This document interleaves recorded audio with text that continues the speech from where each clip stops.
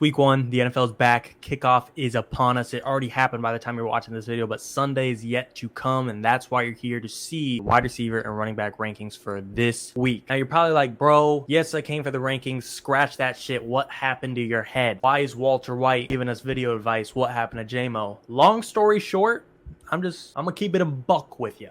Nick offered to give me a haircut, getting a little frizzy, getting a little long. So I said, why not? He said he had some experience. He messed up. I hated it. I said, you know what? Get rid of it all. Here we are today. Let's get into our rankings. Let's not waste any time. That's your story. Let's cook.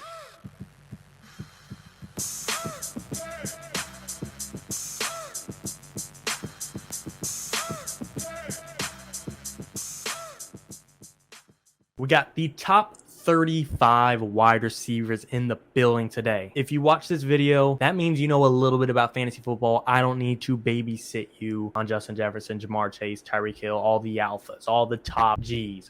I'm not going to walk through all of them. I'm just going to talk about the biggest guys that have fluctuations on my rankings compared to the consensus rankings. Starting right away, I'm pretty high on Garrett Wilson. He's my wide receiver 5 this week. And the reason is because I saw what him and Aaron Rodgers did in preseason. They were smooth as butter. And that image, that clip, those plays, I can't get it out of my head. It's not wrong for me to assume that's how it'll be in the regular season. So until they prove me different or show me different, I'm high on this duo and I'm high on them already. Next big jump, Keenan Allen. He's my wide receiver 8 this week. People forget in the back half of last season when Keenan Allen came back, he was averaging over 19 points per game. Now he's got a new OC. Now he might even have a heavier passing offense that was already in a pass heavy offense with Kellen Moore. This Chargers receiving room is going to cook, not just in week 1. You'll see them a lot this season high up in my rankings. We all know the Dolphins-Chargers game could be a shootout. That's why we also have both Tyreek Hill and Jalen Waddle in the top 10 wide receivers. I'm high on Keenan. I'm high on this game. Calvin Ridley, wide receiver 10. He's 12 spots up from the consensus rankings of wide receiver 22. I love this matchup for the Jags. Against the Colts, this is the perfect matchup for the Jaguars to try whatever they want out because they're playing a weaker team, and I don't want to say it's a cupcake win, but they might have some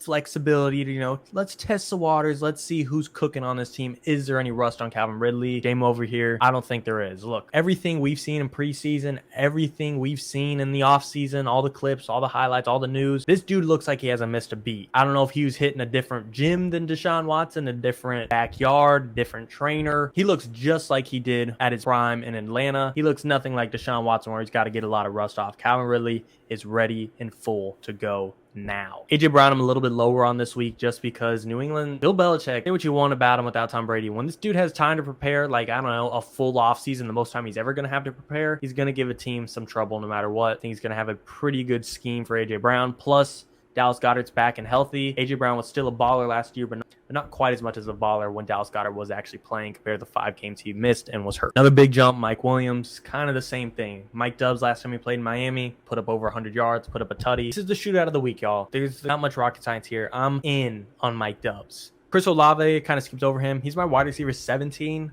That's up 7 spots from the consensus rankings. I just think he's going to be the perfect safety blanket, the perfect slot guy for Baker Mayfield. Full blow, ready to go. I think, not going to lie, this Bucks-Vikings game could be knockoff shootout of the week between Chargers-Dolphins, and these two teams could get slinging. Baker, I don't love him as a quarterback, but the dude's not scared to let it cook, let it fly, and let it rock. Godwin could benefit from that. I got a little strong duo here at 21, 22, 23. Deontay Johnson. It's just going to be a target machine. He's going to be a reception machine. Steelers are likely going to be trailing and have to throw the football. To be honest, I might have a little sprinkle of a hunch that Deontay Johnson breaks that 0 touchdown streak in week 1. I'm not putting money on it, but I think he can prove the haters wrong right here, right now. Christian Kirk, kind of like I said with the Jags, this is a good matchup for them to just figure themselves out, identify themselves. This is going to be a strong passing heavy offense all season. Week 1, yes, Calvin Ridley is going to be above Christian Kirk for now on, most likely. That doesn't mean Kirk still won't eat. Jahan Dotson, you see he's got a little buddy right there.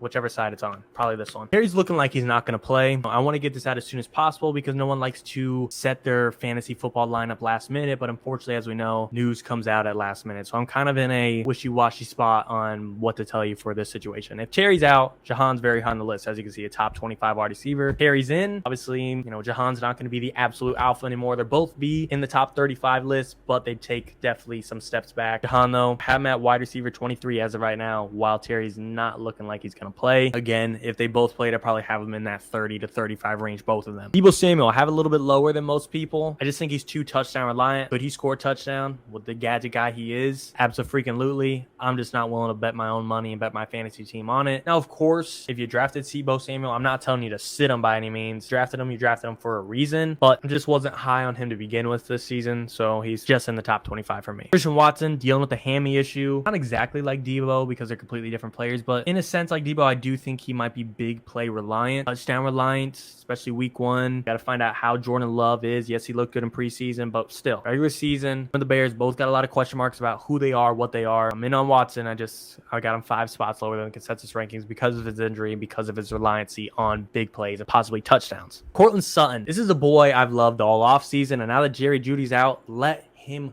cook.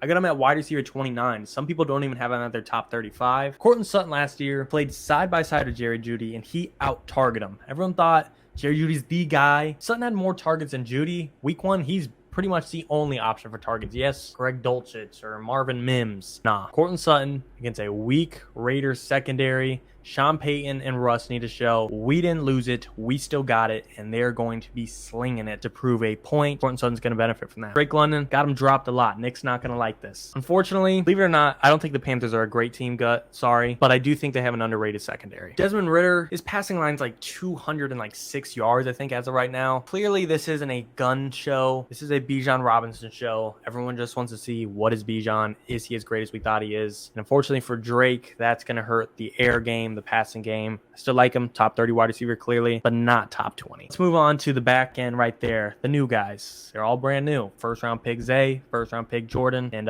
wide receiver 2, new to the Dallas Cowboys, Brandon Cooks. Jordan Addison, I think, is a good fit for this Vikings team, but in week 1, they're probably just going to do what's been working. Feed Justin Jefferson and feed TJ Hawkinson, and yes, whatever is left over, Jordan Addison, go ahead and take it. When you're on a team that has the best wide receiver in football, probably what, a top 3, top 5, let's just say top 5, because I don't want any debates in the comments. Top 5 tight end. There's only so much to eat, okay? Especially in week 1. Jordan Addison pops off for like 3 catches, 48 yards, and a touchdown. Yes, we'll have a nice day. You take that touchdown away, and the dude's got 3 catches, 36 yards. That seems like a realistic stat line, doesn't it? Just for week 1 for a rookie that's got to work with Jay Jettas. Zay Flowers, though, he could come in and be the wide receiver 1 right away. He's in a complete different situation. However, it's not his pass-heavy offense, and if the Ravens demolish the Texans like they should be, they're gonna have no incentive to pass the ball in the second half. Brandon Cooks, though, I think Dallas is gonna have a balanced offense. I think he's one of the better wide receiver 2s in the league. It's not Devontae Smith, T. Higgins, Jalen Waddle level, but he's definitely in that next tier of elite wide receiver 2s. Probably one of the best teams he's been on in the past 2-3 years of his career in Dallas, in a competitive team that could very well be a playoff team. Against a division rival, he could get some work. Move on to the running backs, though. Who's going to carry the rock? That's probably cringing watching me do that. He's played running back. Top 30 RB. Might even have a little more just because there's so many question marks about injuries and shit like that. It's going to be quick. You don't need a lot of babysitting. Let me hold your hand through the top G's. CMC, Chubb, Bijan, Eckler, Saquon. Derrick Henry, though. Sneaky Derrick Henry at this point. I low-key think, look, this is my rankings, okay? I'm not budging on that. If Derrick Henry was the RB1 this week, would any of us be surprised? Absolutely freaking not. I'm not jumping on board with that. I'm keeping him at RB6. I think he's still going to do fairly well against a New Orleans Saints team that's got to find themselves. Aaron Jones is probably one of the biggest movers on this list. I have him as RB8. You heard me about the Packers. I was a little hesitant on Christian Watson. If I'm a little hesitant on the passing game, clicking immediately, that means the Packers are going to need to rely on their run game. You know, if Aaron Jones on Sunday puts up 80 rushing yards, 40 yards through the air, and a touchdown, we're looking at a 20-point game, and that's a hell of a week for Aaron Jones. I just think they're not going to take the training wheels off of Jordan Love right away. They're going to lean into the run game, and Aaron Jones is a big factor of that. Raheem Mostert, big jump this week. Top 15 running back for me. Jeff Wilson's out. Hefe Wilson's gone. Dolphins, this Mike McDaniel's offense, this Kyle Shanahan style offense. They need a speedy running back. Ever since the Brandon Staley era,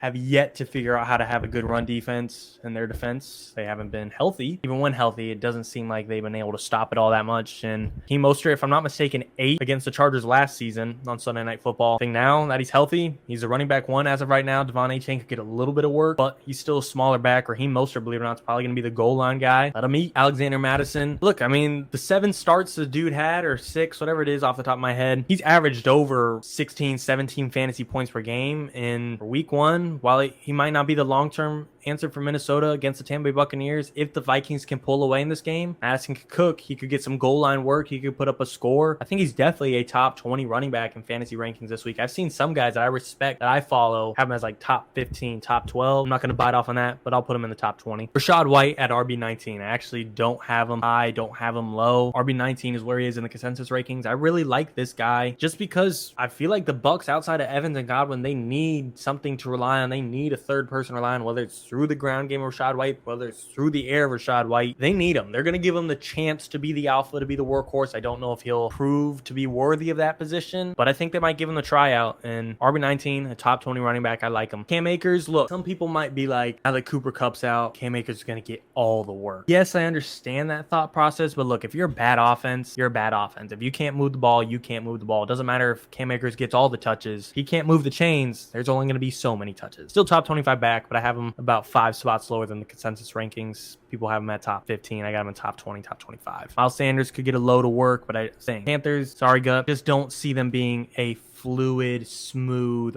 offense that's firing on all cylinders in week one. Miles Sanders is going to be the workhorse that they need to take the pressure off of Bryce this year. James Cook, I really like. You're probably wondering up to this point, who the hell is that guy? That is James Cook. Especially in PPR leagues, all offseason, he's been getting talk about being a full-time 3-down back. I believe it when I see it. I'm not going to put him in the top 20, top 15, but top 25, full PPR leagues. Go for it. I mean, everyone throws out the stat of he's never had more than 14 carries, not even in college. I get that. But if the dude catches passes out of the backfield, and I know Josh Allen runs the ball and doesn't always jump it off the backfield. Look, tell me what I've been hearing all offseason. James Cook praise. I'm giving him a little bit of love, not a lot of love. He's worthy of a start, no doubt. Dalvin Cook, his brother. Look, if there's a best time to start Dalvin Cook, it's now. Before Breece Hall gets fully healthy, before he fully takes over. This first 1, 2, 3, 4, 5 weeks, whatever it takes for Breece to get back, it's now or never for Dalvin Cook. Throw him in your lineup. Don't force it. That's why he's still in the top 30, not in the top 15, top 20. If you have a Dalvin Cook or, for example, a Jamal Williams at 27, a DeAndre Swift at 28. Jamal Williams, I got him. He's the lone soul in New Orleans for the most part. Yeah, Kendrick Miller, but he's been hurt all freaking summer. Just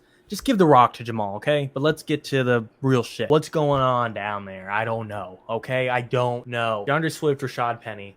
Eagles have had a top 5 rushing offense the past 2 years, okay? So I got to give a little bit of love to them. I'm not going to kick them out of the top 30. I could sit here and lie to you and act like this is exactly where Swift goes. This is where exactly Penny goes. But I'm going to be upfront, guys. I know you come to me for advice. It's impossible to know. We all hear this buzz. Swift is going to be the workhorse back. We've heard Kenneth Gainwell hype. I still think they're going to be an efficient offense, especially run game as always. And I think after week 1, I'll have a much clearer vision for you people. But as of right now, I do have Swift right above Penny. There is some ranking there, but I just can't give you an exact consensus. Antonio Gibson, he could be the receiving work out of the Commanders' backfield. I don't really know what to get out of Sam Howell. Playing Arizona, dude could rack in a goal line touchdown. He could catch a touchdown. He could just get a lot of work out of the backfield because Arizona's bad and just an easy dump off when nothing's open deep. So he could get some work. And then Denver, again, I don't know, all right? Javonte Williams is somehow on the fastest ACL recovery timeline ever. That's hard for me to really believe in and confidently tell you to invest in. I sit here and lie to you and say, oh, Javonte's starting? Start him in all your lineups. No, I don't want to do that to you. I'd rather be late on this Eagles and Broncos backfield to find out what they fully are, to see some tape on them rather than just delusionally lie to you about them. All around, I think I covered the biggest up and downs for the most part. If I didn't cover a player, there's a good chance that's just pretty much where their rankings are. I don't think I missed anyone huge. Yeah, I mean, that's it for the most part, guys. I appreciate you watching. Let me know for future weeks what you want out of me. This was my first time giving rankings on BDGE channel, so any type of feedback would be appreciated outside of, when I miss one rankings. But maybe a comment of like, hey, dumbass, you missed this. Okay, I made the rankings. I'll know who I missed on, but outside of that actual content, the way I delivered these rankings, what do you want differently? Do you want quarterbacks instead of running backs? Do you want tight ends instead of receivers? Yada, yada, yada. Let me know what you want, y'all. That's pretty much it. The season's back. I'm freaking pumped. Who isn't? Let's get ready for Sunday Night Football. Let's get ready for some red zone. And yeah, that might be all she wrote. Like, sub, comment, give us some love out here for BDGE. If you got any actual further start questions, like precise, like maybe you saw my RB 18 and 19 and you just really can't decide even based off of rankings, we'll be going live on Sunday for start sit questions. So hit us up there. Ladies and gentlemen, as always, and of course, thank you and good night.